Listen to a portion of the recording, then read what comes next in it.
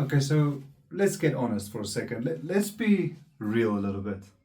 How many times have you started a read the Bible in 1 year plan? How many times? Me too. How many times have I tried it? And so January 1st hits, and you're pumped. Genesis comes. It's amazing. We got the creation, we got the flood, we've got Abraham and all his endeavors. And so you're flying. And then Exodus is so cool. We've got plagues, you've got the Red Sea parting. And so we're on a roll, but then it hits. You hit that wall.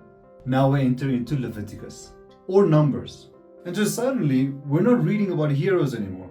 Now we're reading about skin diseases. We're reading about tent pegs and long lists of genealogies.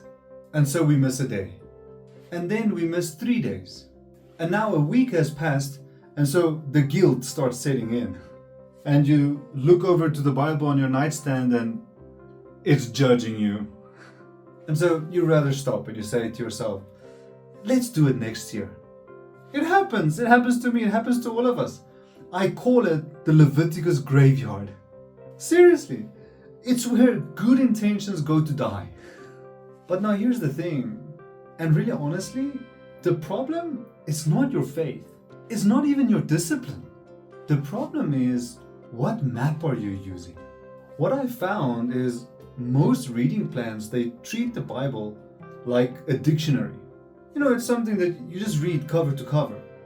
Now, of course, we want to read cover to cover. We want to go from Genesis to Revelation.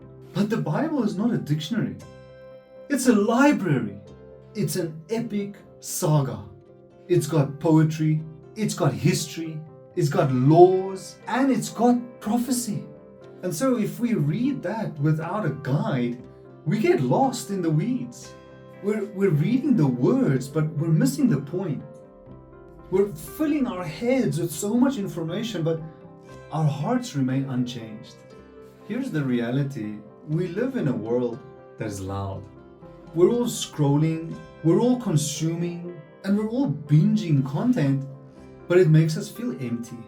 And of course, because spiritually, we're malnourished. We're just snacking on this junk food while there's a feast of delicacies in front of us.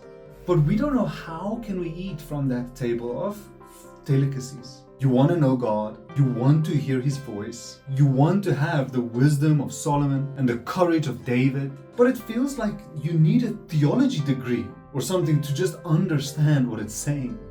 And so we settle. I'll read a verse of the day image. I'm good now. But deep down, you're starving. What if you didn't need more willpower? What if all you need is just a better strategy? What if reading the Bible is not just a checkbox to make sure God is happy with you, but it's actually about you equipping yourself to be ready for this fight that you're in? I found a really awesome guidebook, which I know the author, and he spent the last year developing this guide. It's something different. It's not just a reading chart. It's actually a tactical guide. So it's designed for people with jobs, with families, people who have limited time, but all of those who refuse to stay spiritual infants.